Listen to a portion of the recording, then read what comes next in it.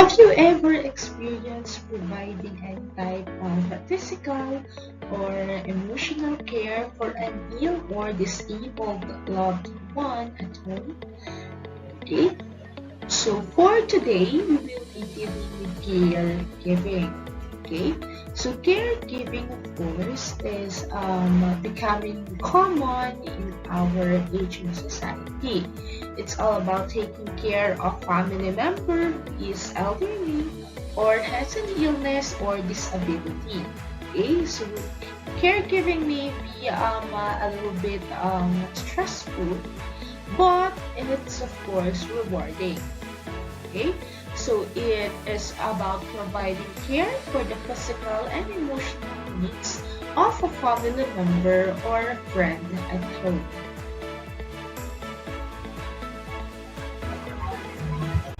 So for our, of course, third training, I am welcoming you to the world of caregiving. Okay, so it covers four common competencies that a grade 8 TLE student like you ought to possess, of course, namely, for our lesson 1, the use of tools, equipment, and paraphernalia. Okay, so we are going to identify caregiving tools, equipment, and paraphernalia applicable, of course, to a specific job. And of course, the use of caregiving tools, equipment, and paraphernalia properly. Okay, next, of course, we have to perform calculations. We are going to perform, of course, simple calculations. Then, of course, to practice occupational health and safety procedures. We are going to identify the hazards and risks. Okay, to evaluate and control hazards and, of course, risks. And for the last topic, we are going to maintain tools, equipment, and paraphernalia. So we are going to perform an aftercare activities for tools, equipment, and paraphernalia. Let's move on, class, to the personal entrepreneurial competencies. So, there have been many studies to characterize the entrepreneurial personality. Though, class, there is no isolated set of traits that guarantee success. Okay, there were identified behaviors, of course, found common to most successful entrepreneurs. So, there is a well-known research on human behavior done by McClelland and McBurr, which of course identified 10 behavioral patterns organized into 3 general clusters. So we have the achievement cluster, the planning cluster, and the power cluster. So it was found out that these behaviors were also typical entrepreneurial behavior. Okay, so the entrepreneurial qualities more common known as the personal entrepreneurial competencies are as follows. Okay, let's have our objectives: to assess one's specs, characteristics, lifestyle, skills, and traits, and of course to compare one's specs with those of an entrepreneur. So class, what does it take to become an entrepreneur? Okay, so an entrepreneur is a person who sees the potential in a product or a service and takes the risk, of course, of selling it. Okay, so an entrepreneur is comprehensively defined by Zimmerer and Scarborough as someone who creates a new business in the face, of course, of risk and uncertainty, for the purpose of achieving profit and growth by identifying significant opportunities and assembling the necessary resources to capitalize on them. So they are the ones who act on their business idea. So those are the entrepreneurs. Now let's move on, class, to entrepreneurship. So entrepreneurship is the creation or extraction of value. Okay, so with this definition, class, entrepreneurship is viewed as change generally entailing risks beyond what is normally encountered in starting a business, which may include, of course, other values than simply economic ones. Okay?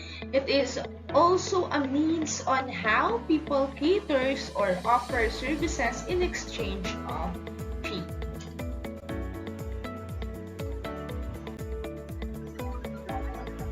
So now let's move on to the personal entrepreneurial competencies. For our first cluster, we have the achievement cluster. Okay? So the first one is being an opportunity seeker. Entrepreneurs have a good eye for spotting business opportunities and of course acts on these opportunities appropriately. Okay? Again, the first one is to become an opportunity seeker. Entrepreneurs do not easily give up in the face of obstacles. Okay? So we have here persistence, our second personal entrepreneurial competency for achievement cluster. Okay? So they will take repeated or different actions to overcome the hurdles of business. So this includes making a personal sacrifice or extraordinary effort to complete a job. Entrepreneurs do their best to satisfy customers and to deliver what is promised. Okay? So we have here the commitment to work contract. Okay? They accept full responsibility for problems with completing a job for customers. Still, for our achievement cluster, for personal entrepreneurial competencies, we have, of course, being a risk taker.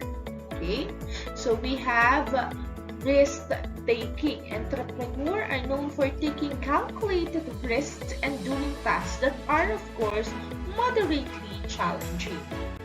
Entrepreneurs see to it that the business meets or exceeds existing standards, excellent and exerts efforts to improve past performance and do things better.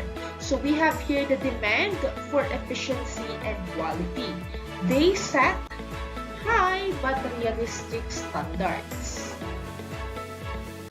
Now let's move on class to the planning cluster. Okay, so the first one is goal setting. Entrepreneur, of course, knows how to set specific, measurable, attainable, realistic, and time-bound goals. So that is the SMART goals. Okay, so it is easy for them to divide the large goals into short-term goals. Okay, next is, of course, information seeking.